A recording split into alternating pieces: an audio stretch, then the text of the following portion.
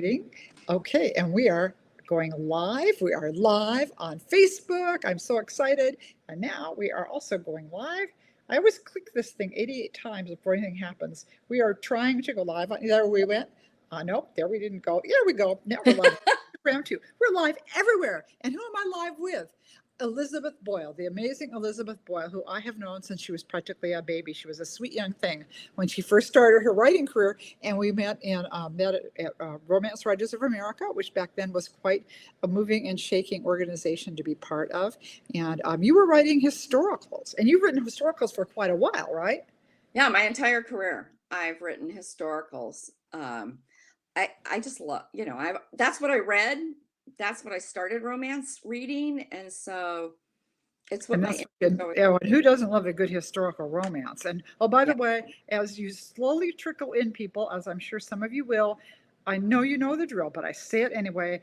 Tell us where you're coming in from. You know, my goal someday, we're going to have somebody from every single state in the United States. And that hasn't happened yet, but you guys need to keep helping me with that. So let us know when you arrive and when you're here. I always feel like I told Elizabeth, I always feel like I'm talking to air until a comment or a name or something or some eyeballs or something shows up. So I'm looking for some eyeballs, or I don't even know. Oh, here we go. Now I found the comments. All right, Susie is already here. Hi, Susie. Thank you for coming. Susie is one of my fabulous loyal readers, and she is in Kitsap County, actually in the Pacific Northwest, and a little ways from having a fabulous day too, because it's beautiful out today. That's right. That's right. Yep, I know, Susie. M Island. You are here. Marrowstone Island. That's a really cool. Oh, I love Marrowstone Island. It's beautiful. Oh, you know where that is? Okay. Oh, absolutely. Good. I've been there.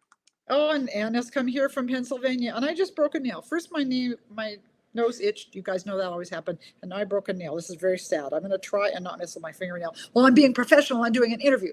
So leave the fingernail alone, Sheila. Anyway, so hi to Ann. Glad to have you here. I know more of you will be slinking in as we go. And remember, tell us where you're coming in from. Again, you guys, some of I do already know, but it's fun for Elizabeth to see that too. And we're so delighted to have her with us. Elizabeth, have you kept track of how many books you've written so far? Can you give me a number? Do you know? 28. Wow, 28. I think we're about the same, aren't we? Are we close? No, I'm actually up to about a little over 60 now. But oh my gosh, okay, well, that's but, right. Yeah, but I did a whole bunch under different names. I've done fiction, I've done nonfiction, I did write for hire. You name it, I did it. Hey, Cindy. Cindy is one of my street king. Thanks for showing up, kiddo.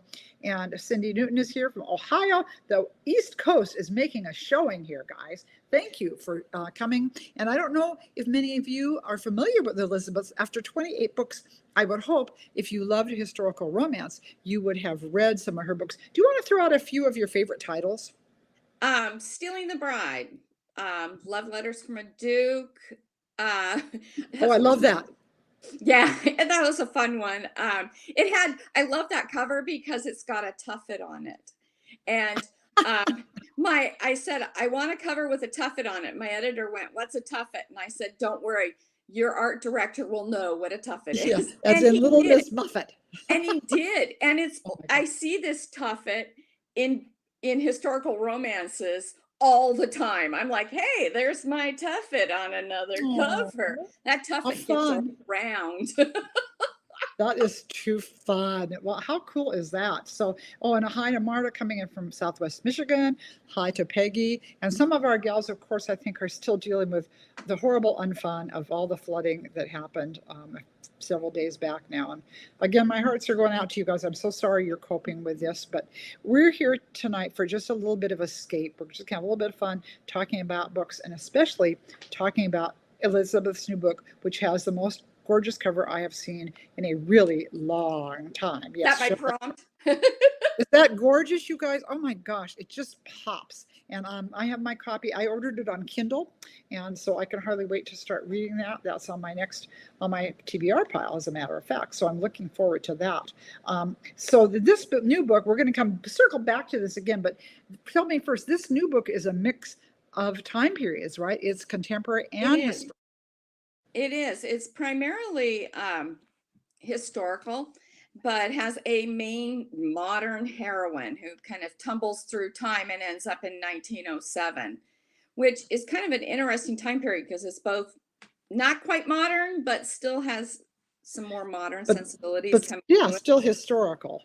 So Hmm. we're going to talk more about that in a bit, you guys, I promise. Meanwhile, hi Diane, coming in from New Jersey. I just love it when our East Coast guys show up because it's not exactly early in the day. Well, it's not late yet either, but by now it's like you're trying to finish up dinner or watch your favorite show. And we're happy to be your favorite show tonight, right now, because this is going to So, be fun. So a little bit more. Let's get back to Elizabeth. Like I said, I met her when she was just a young pup and starting out writing, and she has just produced so many books since then. It's really an amazing accomplishment to have been able to have done that. But let's find a little bit about her personally. So, Elizabeth, how about family? I have a feeling you have one because I've seen references. So, tell us a little. I do. I have two sons. I've been married to my husband for 30 plus years. Um, and we have two sons. Our oldest lives in Chicago, and he is actually a lobbyist of all things. Oh, wow! A I mover and know, I shaker. know. He had his picture with his lobbyist badge, and I said, "Oh my God, it looks like a Mr. Yuck sticker." And then I had to explain because it's really bright neon green, Oh my and then God! I had to explain to him what a Mr. Yuck sticker was. Oh my So boy, gosh!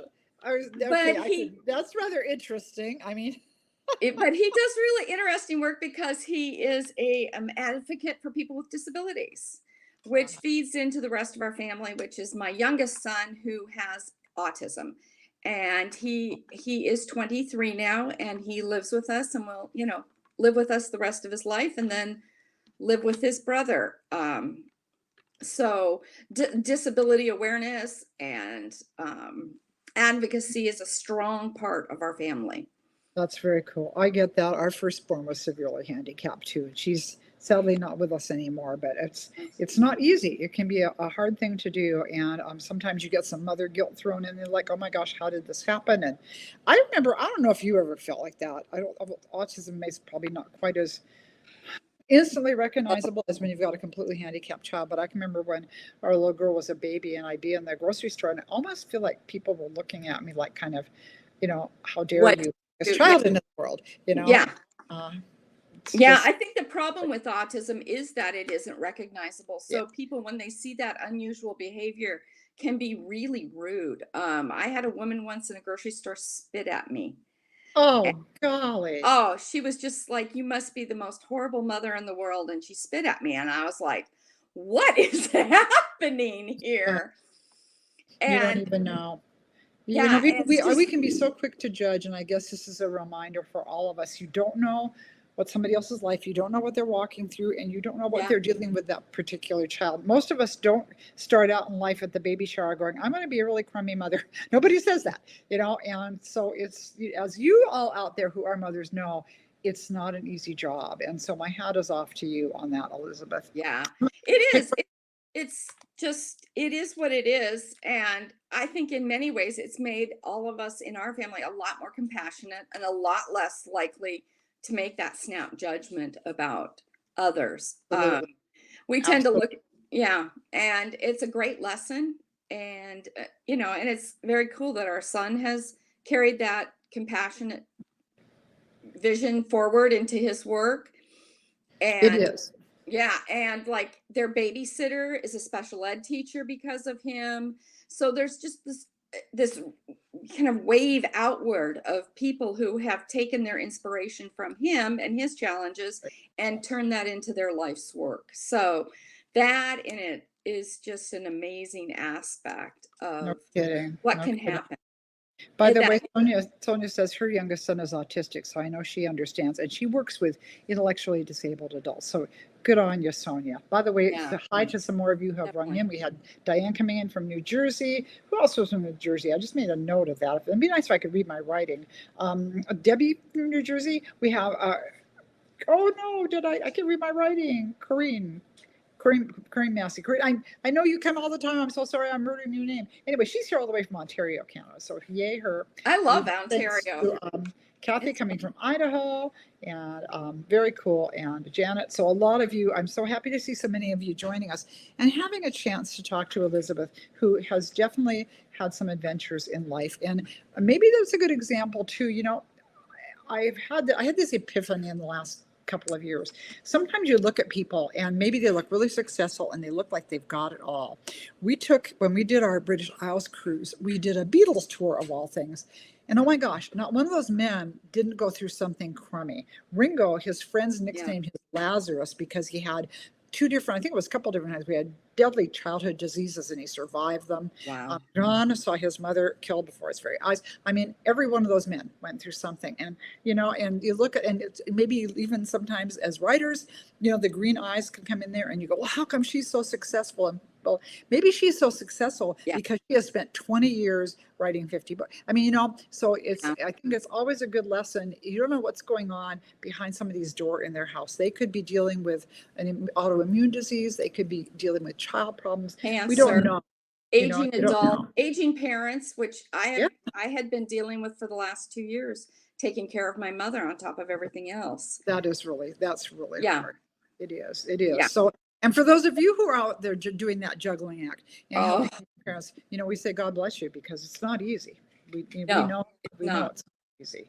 But okay, well, anyway, so moving on from a little a little bit lighter subjects. Okay, you came here to be entertained, and we're like, whoa. I know you guys. We're supposed to be escaping our troubles tonight, so that's what we're going to do. We're going to pull the escape hatch and escape our troubles and talk happy talk. So speaking of. You have got a very cool hobby. I don't even know if you count it as a hobby. It's more like a gift or a skill. But tell us a little bit about that. What, my knitting? Yes. You mean the sweater I'm wearing? Oh, golly. Show us the one you showed me earlier. So since we're Christmas themed tonight, though it's not Christmas yet, this is a test knit I've been doing for this woman. And goodness. But I love it because it's got like let me see, little reindeer on it and snowflakes and trees and kind of candy cane sort of things. And I can't believe you made that. You got that. That's just, I am just awestruck by that. That's so impressive. I got to tell you, you guys, I think have heard me tell this story before when we're talking online, but in high school, I had twin girlfriends who were great knitters. And I thought, well, I want to knit. And so I thought, okay, I'm going to try and knit a sweater. Yeah, the first thing you should do should be a sweater. Well, first of all, I put one of the sleeves where the neck should have been. And after my neighbor got done laughing hysterically, she helped me figure out where the sleeve was supposed to go on the sweater. So I got that. A few little stitches dropped here and there, but I was very proud of myself. And it was a turtleneck. Then I went to put it on, and I couldn't get it over my head.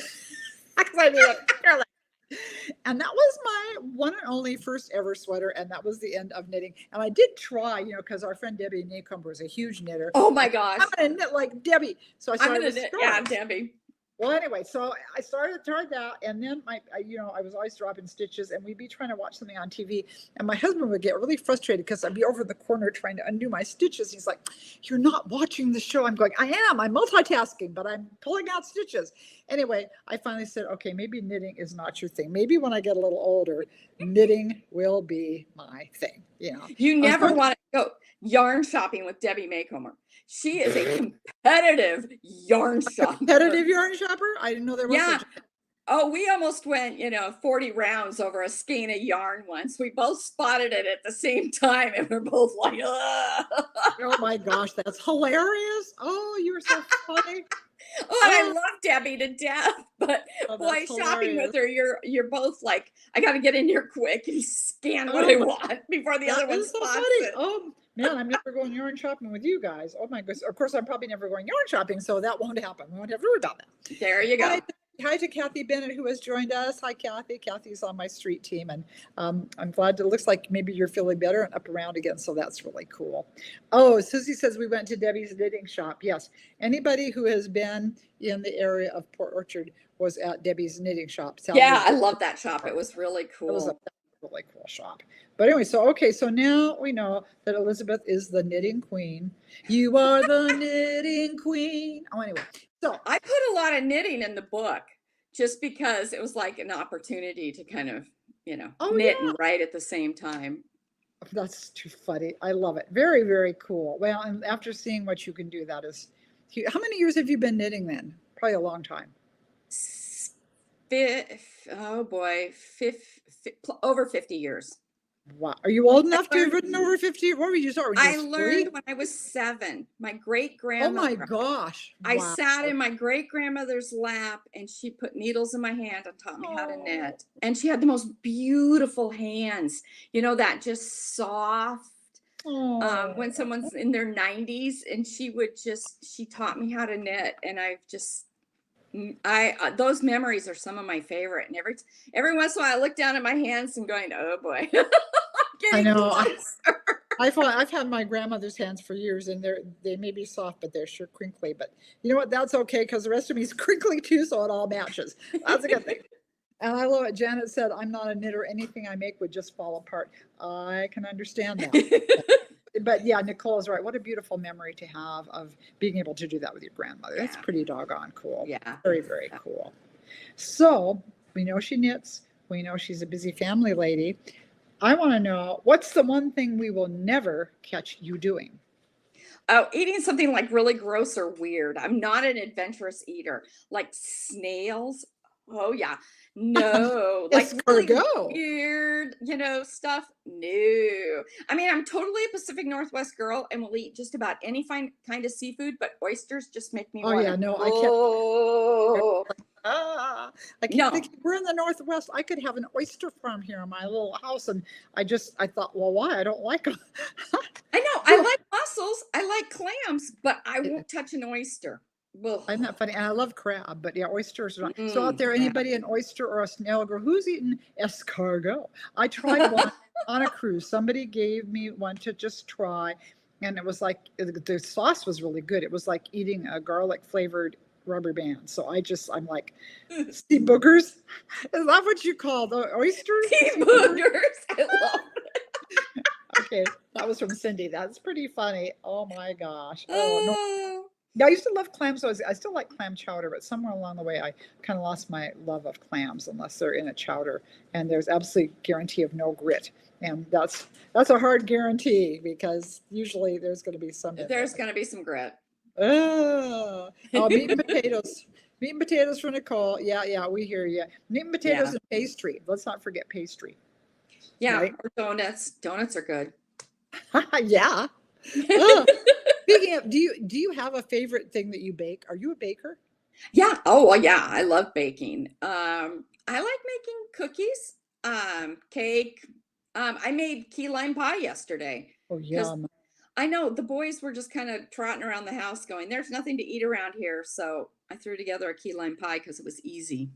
Oh, how nice. And it is, oh, it's so easy and it's so good. I love key Oh, lime. it's so good. I love key. And we had got picked up like key lime juice. We had gone to Florida last winter and we'd gone down to Key West and I had bought like key lime juice from one of the Ooh, tourist traps there. So, fun. So it was time to use that. hmm Yummy. Very cool. yeah. Well, so speaking of cookies, it's almost holiday baking season, and we were talking earlier about favorite things to do at the holidays. So besides baking, tell us your big favorite thing to do at the holidays. Well, my favorite thing is the Christmas lights. I love the Christmas lights. Sheila and I were talking about how dark it gets here in the Pacific Northwest in November and December.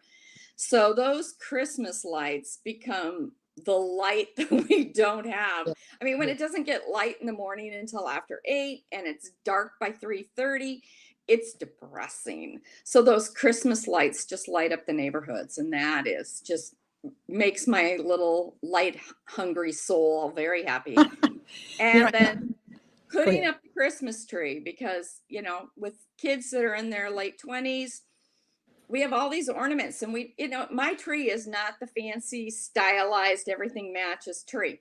It is 50 years of collecting, junk the little handmade ornaments from the Oh, kids when they were in second grade.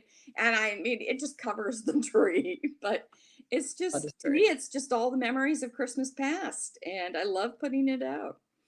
So cool. And I'm with you. Our tree is not a beautiful artsy tree either. It's the same thing, memories and things that were that were my mom's. I have, I don't Yeah. remember any, remember they used to make these gold, I think they were some kind of glass because they break really easy. Gold Yeah. glass chains of gold glass balls. And oh my gosh, those are the best. And I guess you can't get tinsel anymore. Remember rain, tinsel rain that you put on the tree? That's, I guess that's not good for us, but I kind of miss it, you know. So an old fashioned tree is just so much fun. It But of is. course, all those beautiful stylized ones are gorgeous. I've never seen a Christmas tree I didn't like, that's for sure. No, I love them all as well. I think they're wonderful. They're fun. It smells good because I have to have a live tree. I don't Oh, like the fake. wow. Oh, you I, are a good little oh bunny. yeah, we go out, we get the tree, the whole bit. The one year we went out and got the tree, and it was full of spiders. Oh, gross. And we had spiders all over the house. I was like, "Oh, this is not good." No, thank you. I'm gonna And stick with my now fake I'm a tree. lot more careful when I pick out that live tree. I really look and make sure there's no Oh, spiders. gosh. Oh, yeah. Oh, that's really creepy. That needs to go in a book. I'm gonna keep that at the back of my mind Okay, because you that'd can be kind use that. You can use that of, I because thank you. I will. Oh, by the way, Sonia did post one thing. She said frog legs. I don't know if you don't like those or if you've had them, Sonia, but I did see the word frog legs and I'm like, yeah, I don't think I could do that. I've never no, had frog no, legs. I don't think I nope, probably. nope, nope. I don't care that they taste like chicken. If it's not a chicken, I'm not eating it. Yeah, yeah, yeah. No, I'm going to stick to the more traditional stuff. Oh my goodness. Well, speaking of Christmas, though, let's get on to the book and talk a little bit more about this book. This is just, again, show the cover one more time, will you? So elegant. It's fun. This is a big book too. This is not a Oh, little short. This is a you better be serious, girl kind of read. yeah, Wow. yeah. It's Yeah, next time so my it's. skinny baby book. I know. No, it's definitely a weekend binge. I don't know about you, but I really like having a great big book to curl up with and read for an entire weekend. Sometimes when you finish a book, you're like, now what do I do for the rest of the weekend? Well, of course, you have the TBR, of course, but I just love having a great big story that just wraps around you. And I don't think there's enough of those books out there, so I wrote one. I think that's awesome that you did that. And you guys, she did this on her own. The publishers, we were talking about that earlier. Sometimes publishers are counting the pennies and, oh my gosh, we can't print that many pages. And so Elizabeth said, yes, we can. I can. And just Mhm. went for it. And this is kind of, we always talk about the book of your heart, which guys in writer speak means this is a book I really, really, really loved. And I'm determined that something's going to happen with it. And would you say this is one of those for you? Absolutely. Absolutely. I spent 7 years working on this book. Wow. And it went through a lot of renditions, and I had to relearn how to write too because I had written romance, historical romance for years. And so to sit down and write a women's fiction novel that is revolves around friendship and, deep relationships with the women in our lives was a totally different mindset. And it's not Regency historical, it's more Americana, so I had to bring that pull back that Regency voice and say, okay, what is an Americana voice? And find that voice within me. So it was definitely a very different experience. And of course, not a lot of spice. In fact, pretty much no spice. Uh, Yay, for those of us who just are go, I don't do too much with spice. That's good news. How yeah, about language? How about language for those who are thinking, oh gosh, I'd like to have a clean read. maybe one or two, but nothing, nothing like really, Not a bomb. lot of turn the air blue suffer swearing, basically. No, no, these are nice people. We like that. We like nice I people. just wanted a friend of mine said, and I put it on the cover, it's the warm hug you didn't know you needed. And, Oh, I finished a lot of it during the pandemic. I missed my friends. I missed that human companionship, and I poured that love and need into the book. And so I hope that other people find it and they see a little bit of themselves because there's one character, she's got, she doesn't want to go out. She's the postmistress. So the world passes through her hands, oh, I love that's a great letters saying. and The stuff, world passes through her hands. I love that. but she doesn't go out. She's kind of afraid of the world. And Mhm. so, and then another character who just has some really deep, dark secrets from her past. And so, and this book, this town, Bethlehem, it's in a sense, it's like Brigadoon. which, Oh, I love a that. place that opens up only at certain times. And this town only opens between Thanksgiving and Christmas. So, and it takes in souls, people, troubled people who need help, who need a second chance. And so our main character kind of tumbles in there at the worst point of her life. And all she wants to do is get back to it, but at the same time starts finding that there's more to life than just success and, you know, the star life and everything. And it was fun to write, and it was fun to kind of weave all those stories together. I think That is that was very cool. Now, mhm. didn't you say this was set? I thought you said in like 1907, something around there. So did Yeah, you have to do research for this then? I did, and it was so much fun because I ended up going to Wyoming, I don't know how many times. Um, Oh, I have gone everywhere in Wyoming, every small town, every yarn shop, of course, ghost we have to town, get the yarn shops. ghost towns. I was in one town and I was photographing this building that was just so cool, and it was built in 1907. It said so on the stone, and I'm photographing it, and all of a sudden the police pulled up and they said, "Excuse me, what are you doing?" And I said, "Oh, I love this building. I'm taking pictures of it." And he's like, "Why? That's Oh, our how funny. Oh my that's goodness. our bank." Oh somebody my goodness. Okay, Somebody never has mind. spotted me taking pictures of the bank and called the police in this Oh little my tiny goodness, that's so town. funny. Oh, what a So I funny had my story. business cards Oh and I gosh, showed that's him my, cute. I'm like going through my phone. See, I take pictures of lots of buildings. Oh my gosh, that's too funny. What a great story. But we Oh my God. obviously you did your research. That's very I cool. did. And people were so generous. I was in a small town called Encampment in Wyoming, and beautiful town, but it had a lot of older buildings, again, that era.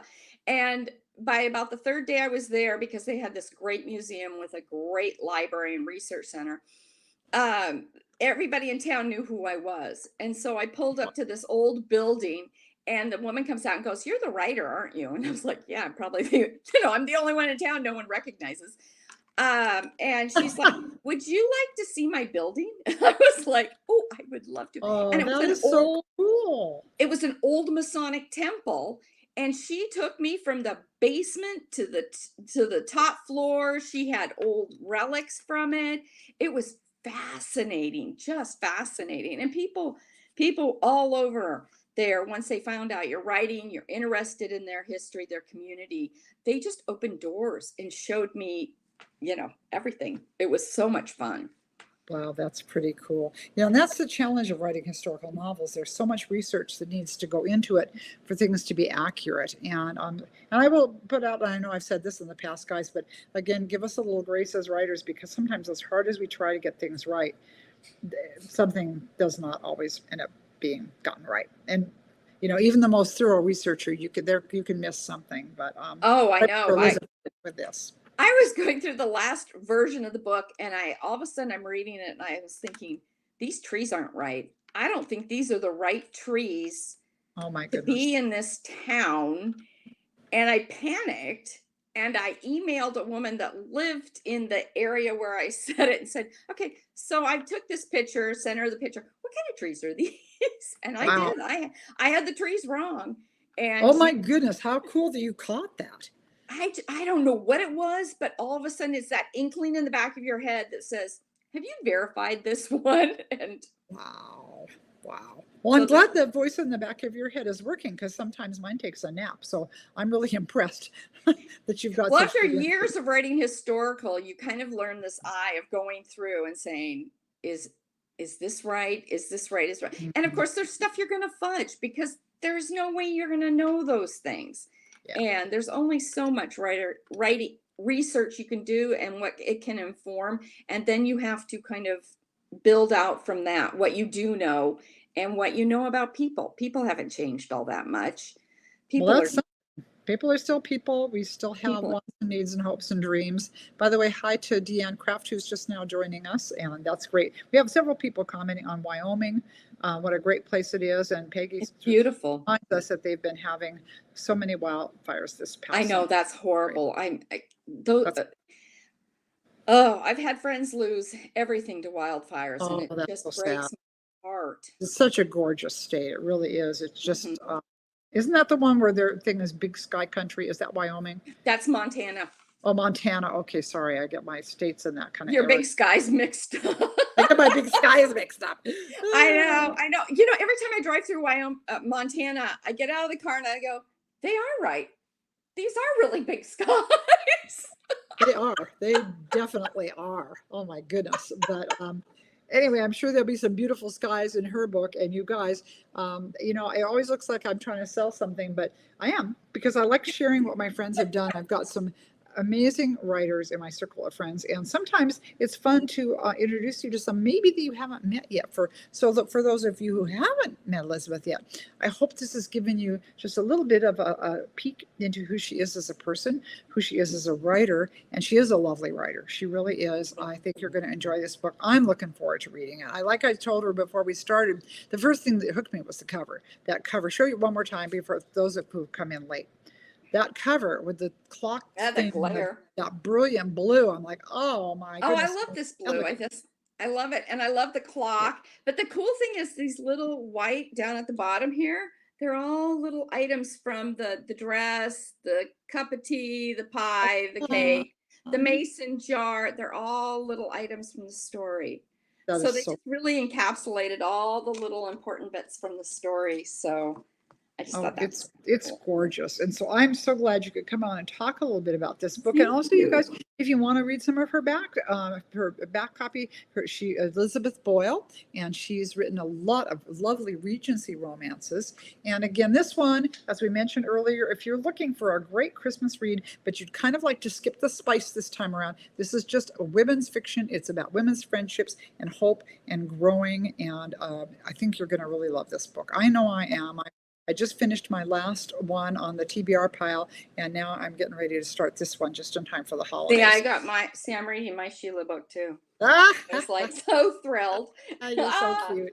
So, by the way, guys, one more word, and I know we've said this before. If you like these books, be sure and post a review, talk it up to your friends, show it on Facebook, get on there on the big A, Amazon, and post a review, because that really does help us as writers, and it helps other readers discover us, that algorithm thing. The more people talk, the more we're seen. So we appreciate that. I appreciate when you guys leave reviews, very much appreciated. And of course, we appreciate it when you do read our books and enjoy them. And I know you're going to enjoy this one. So I guess I think I've run out of things to bug Elizabeth about, so we're going to let her go. But thank you. It's been really great that you could join us tonight, because again, for us, we're kind of in the get ready for dinner hour, and so I think my salmon's probably burning while I'm talking, but it was worth it to burn it so I could talk.